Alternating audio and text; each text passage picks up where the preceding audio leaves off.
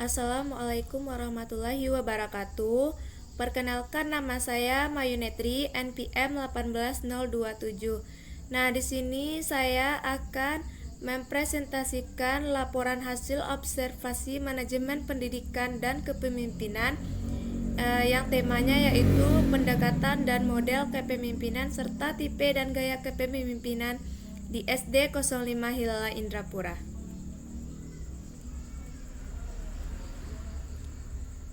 Yang pertama yaitu bab 1 pendahuluan, latar belakang masalahnya. Kepemimpinan merupakan rangkaian aktivitas pemimpin yang tidak dapat dipisahkan dengan kedudukan, gaya dan perilaku pemimpin tersebut, serta interaksi antara pemimpin, pengikut, dan situasi. Kedudukan seorang pemimpin dalam sebuah organisasi memiliki peran yang sangat penting. Tanpa adanya seorang pemimpin dalam sebuah organisasi, maka organisasi tersebut tidak akan maju ataupun berkembang dengan baik. Organisasi mampu berkembang maupun terpuruk tergantung dari kualitas kepemimpinan seorang pemimpin dalam organisasi tersebut. Seorang yang memiliki kedudukan yang tinggi dalam sebuah organisasi, maka keputusan yang diambil menjadi sangat besar dalam menentukan nilai dan bobot strategi organisasi. Berbanding terbalik dengan seorang yang memiliki kedudukan yang rendah dalam organisasi, maka dalam mengambil keputusan lebih mengarah pada hal yang tidak inovatif atau mengarah pada hal yang lebih bersifat operasional.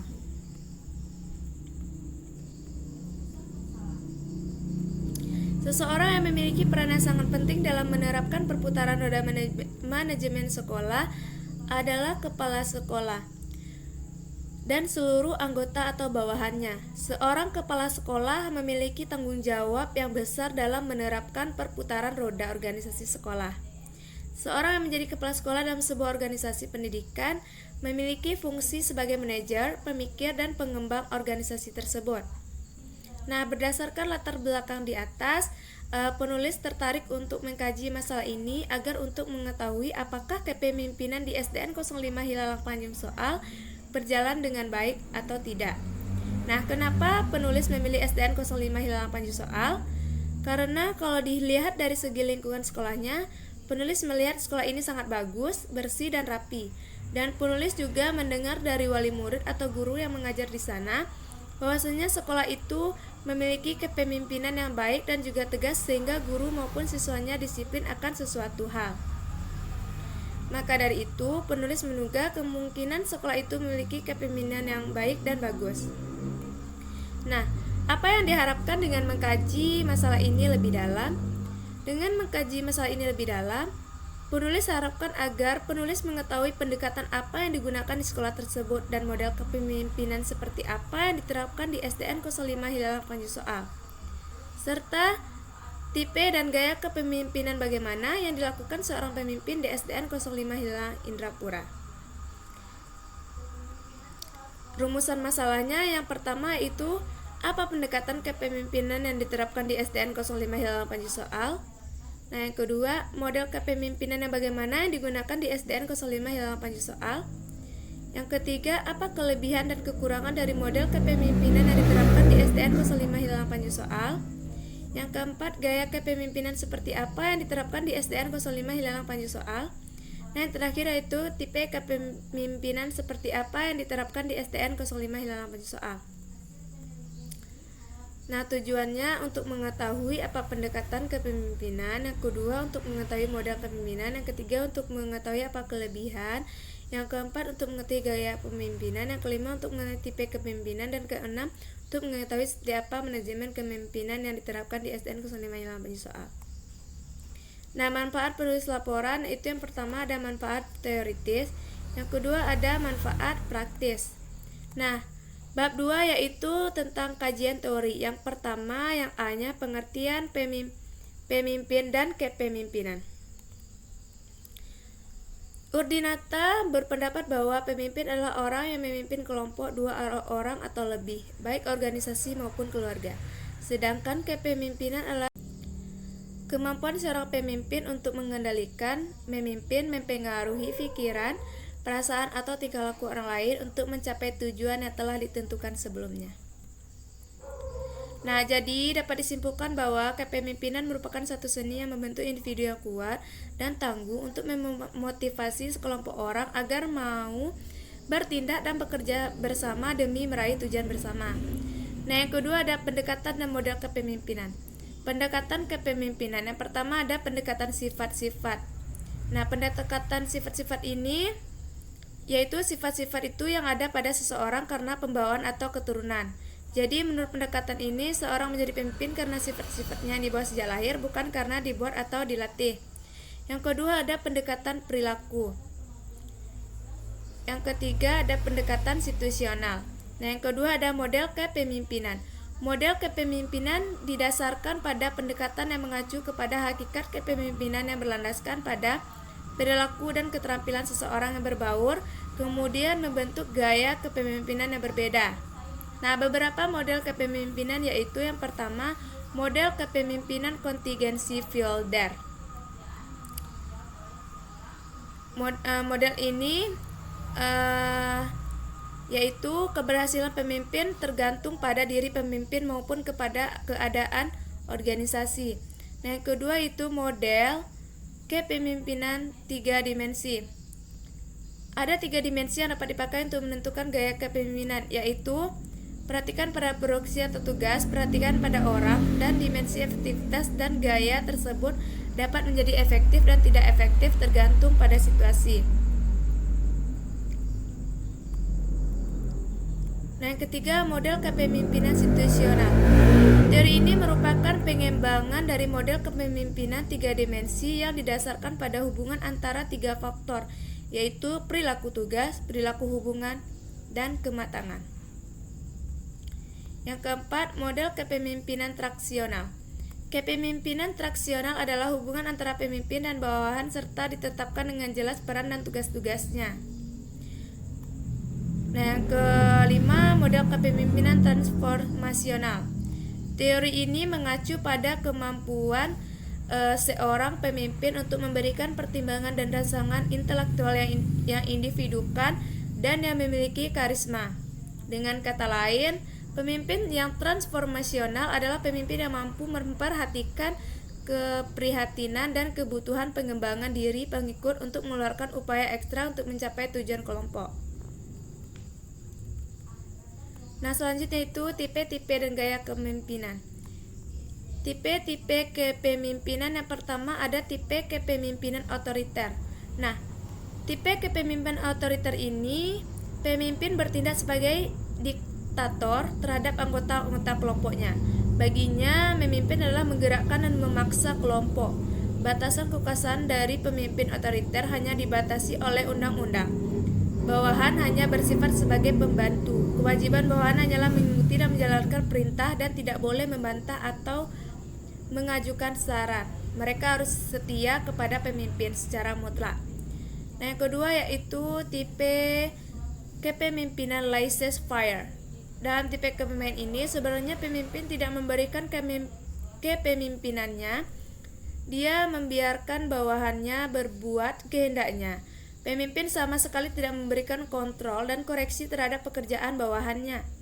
Pembagian tugas dan kerjasama diserahkan sepenuhnya kepada bawahannya tanpa petunjuk atau saran-saran dari pemimpin. Dengan demikian mudah terjadi kekacauan dan perbentrokan. Tingkat keberhasilan anggota kelompok semata-mata disebabkan karena kesadaran dan dedikasi beberapa anggota kelompok dan bukan karena pengaruh dari pemimpin. Nah, yang terakhir yaitu kepemimpinan demokratis. Pemimpin ikut berbaur di tengah-tengah anggota-anggota kelompoknya. Hubungan pemimpin dengan anggota bukan sebagai majikan dengan bawahan, tetapi lebih seperti kakak dengan saudara-saudaranya. Dalam tindakan dan udahannya ia selalu berpangkal kepada kepentingan dan kebutuhan kelompoknya dan mempertimbangkan kesanggupan dan kemampuan kelompoknya. Dalam melaksanakan tugasnya, ia mau menerima dan bahkan mengharapkan pendapat dan saran-saran dari kelompoknya. Nah, yang keempat yaitu tipe kepemimpinan pseudo-demokratis. Tipe ini disebut juga semi-demokratis atau manipulasi diplomat. Pemimpin yang bertipe pseudo-demokratis yang tampaknya saja bersikap demokratis padahal sebenarnya dia bersikap otoritaris. Misalnya, jika ia mempunyai ide-ide pikiran atau konsep yang ingin diterapkan di lembaga pendidikannya, maka hal tersebut akan dibicarakan dan dimusyawarah dengan bawahannya. Nah, selanjutnya itu ada gaya kepemimpinan. Yang pertama, gaya kepemimpinan partisipatif atau demokratif. Yang kedua, gaya kepemimpinan otokratik. Yang ketiga, gaya kepemimpinan laissez-faire. Nah, yang keempat, gaya kepemimpinan transformatif. Dan yang kelima, gaya kepemimpinan karismatis. Yang keenam, gaya kepemimpinan paternalistis. Yang ketujuh, gaya kepemimpinan militaritis. Dan yang kedelapan, gaya kepemimpinan visioner. Nah, sekarang masuk ke bab 3, temuan lapangan dan pembahasan. A. Temuan lapangan. Adapun hasil yang dijumpai di lapangan yaitu nama kepala sekolah yang diobservasi Junior SPD, nama sekolah SDN 05 Hilalang Panyusoal, alamat sekolah yaitu Kecamatan Panyusoal, Kabupaten Pesisir Selatan. Nah, di tabel ini ada pertanyaan, keterlaksanaan ya, kurang atau tidak, dan keterangan jawaban kepala sekolah. Nah, pertanyaan pertama. Bicara soal pendekatan, macam-macam pendekatan ada 3 kan Bu? Yang pertama pendekatan sifat, pendekatan perilaku, dan pendekatan situasional. Nah, dari ketiga pendekatan tersebut, pendekatan apa Ibu terapkan di SDN 05 Hilalang Indrapura ini, dan apakah pendekatan yang Ibu terapkan itu sudah terlaksana dengan baik atau belum? Nah, kepala sekolah tersebut menjawab, pendekatan yang Ibu gunakan dalam sekolah ini yaitu pendekatan perilaku, karena keberhasilan atau kegagalan pemimpin ditentukan oleh sikap dan gaya kepemimpinan yang dilakukan oleh pemimpin tersebut. Nah, seperti cara membimbing dan mengawasi hingga membina bawahan, cara mengambil keputusan dan sebagainya. Jadi di sini Ibu berusaha menjadi pemimpin yang baik dengan mengontrol dan membimbing kinerja guru-guru dalam melakukan kegiatan atau beraktivitas di sekolah. Nah, sebelum membimbing kinerja guru, tentu terlebih dahulu Ibu memperbaiki perilaku Ibu terlebih dahulu, yaitu seperti disiplin akan sesuatu hal. Dengan begitu bisa diterapkan kepada guru dan kepada siswa-siswinya. Nah, yang kedua, apakah terlaksana dengan baik atau tidak? Jawaban kepala sekolah tersebut yaitu ya, terlaksana dengan baik. Nah, yang kedua itu apakah ada kendala Ibu alami dalam menerapkan pendekatan seperti ini? Jawaban dari kepala sekolah tersebut adalah kalau masalah kendala tentu ada, karena karakter seorang itu berbeda antara satu dengan yang lainnya. Di dalam melakukan pendekatan kepada bawahannya terbilang cukup susah karena sifat dari seseorang itu berbeda-beda. Terkadang ada guru yang terbilang cuek, biasa-biasa saja, bahkan di saat melakukan pendekatan dia terbilang cuek, maka dari itu susah untuk membimbing guru yang jika ada sifatnya seperti itu. Nah, apakah itu terlaksana atau belum? Kurang ya, jawaban kepala sekolah itu kurang terlaksana. Yang ketiga, pertanyaannya bagaimana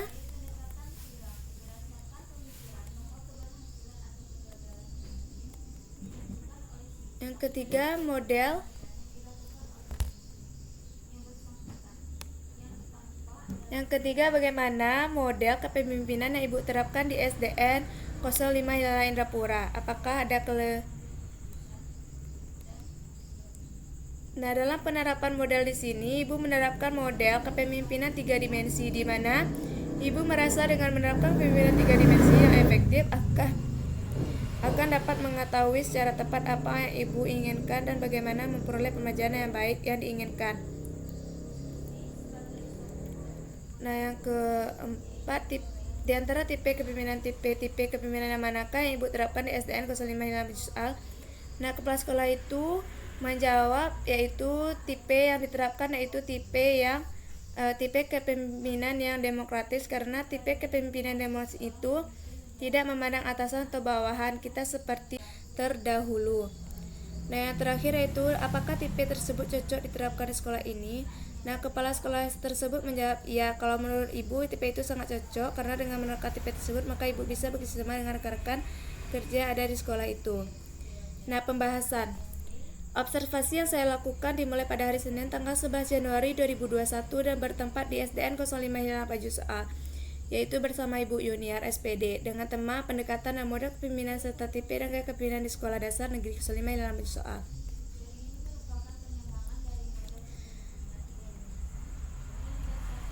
Nah, pada saat saya melakukan observasi di sana, sebelum bertemu dengan kepala sekolahnya, saya melihat sekolah tersebut sangat bagus, rapi, tidak ada sampah yang berserakan, banyak perpohonan, dan di sana perlengkapan sekolahnya sangat lengkap. Ada ruang kepala sekolah, ada ruang guru, ada WC, musola, perpustakaan, dan masih banyak lainnya.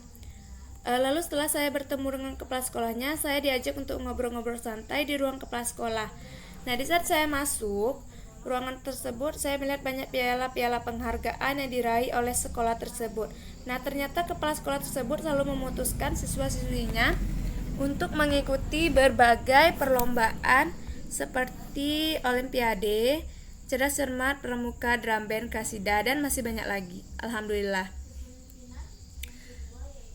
Dan alhamdulillah selalu mendapat kemenangan. Jadi intinya yang saya dapatkan dalam proses dalam observasi di SDN 05 Hilalang Indrapura itu, saya mendapatkan pengalaman dan pengetahuan yang sangat besar waktu observasi di sekolah tersebut.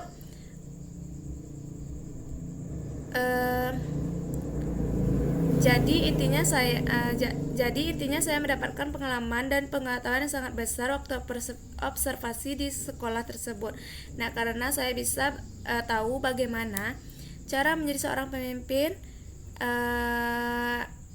yang baik, tahu bagaimana cara seorang pemimpin berkomunikasi yang baik dengan rekan-rekan kerjanya, bagaimana membimbing kinerja guru di sekolah tersebut, dan bagaimana menjadi seorang pemimpin yang baik dan perilakunya dapat ditiru oleh guru-guru dan siswa-siswinya. Nah, bab 4 yaitu penutup. Jadi kesimpulannya yaitu satu organisasi itu pasti mempunyai seorang pemimpin. Tanpa adanya seorang pemimpin dalam organisasi tidak akan dapat berjalan dengan lancar sebagaimana mestinya. Sebab tidak ada yang memimpin mengarahkan organisasi tersebut. Pemimpin merupakan seorang yang positif dan penuh percaya diri yang memiliki visi misi dan nilai etika yang tinggi, dengan kemampuan menyampaikan gagasan dan mampu dalam rangka mendorong dan berhubungan baik dengan orang, sehingga keahlian seorang sangat diperlukan dalam memimpin suatu organisasi.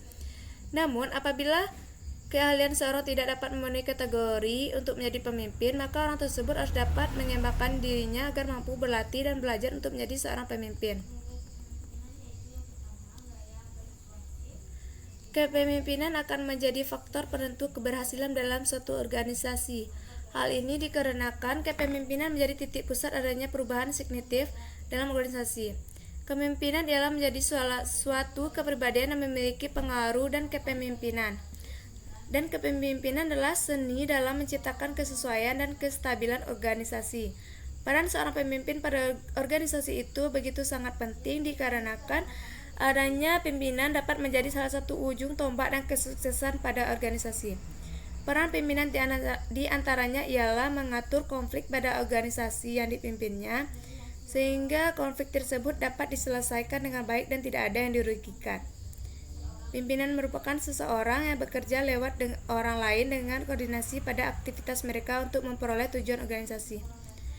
Nah, jadi saran saya dalam penerapan pendekatan model tipe serta gaya kepemimpinan di SDN 05 Hilalang Indrapura sudah cukup baik. Tetapi alangkah baiknya lagi terus dipertahankan kepemimpinan seperti itu, atau kalau bisa ditingkatkan lagi walaupun kepemimpinannya di sana sudah cukup baik, agar bisa lebih memajukan sekolah tersebut dan menjadikan sekolah tersebut menjadi sekolah yang unggul dari sekolah-sekolah lainnya. Nah, lanjut, yaitu di sini ada daftar pustakanya dan lanjut ke lampiran. Nah, yang pertama ini foto bersama Ibu Yuniar selaku kepala sekolah di SDN 05 Hilalang Pajus A. Dan ini gambar 2 yaitu perkarangan di luar sekolah SDN 050 soal yang sangat bersih dan rapi. Nah, yang ketiga ini, gambar 3 ini yaitu program kerja kepala sekolah. Gambar 4 teras depan kelas. Nah, gambar 5 penghargaan yang diraih di SD 05 Hilalang Penyu Soal. Yang keenam, ruang guru di SD 05 Hilalang Penyu Soal. Dan gambar 7 perpustakaannya. Dan gambar 8 musyola. Yang terakhir itu pamit karena sudah siap melakukan observasi di SDN 05 Hilalang Penyu Soal. Nah, itulah tadi hasil presentasi saya. Kalau ada salah dan janggalnya saya mohon maaf, dan saya tutupi dengan assalamualaikum warahmatullahi wabarakatuh.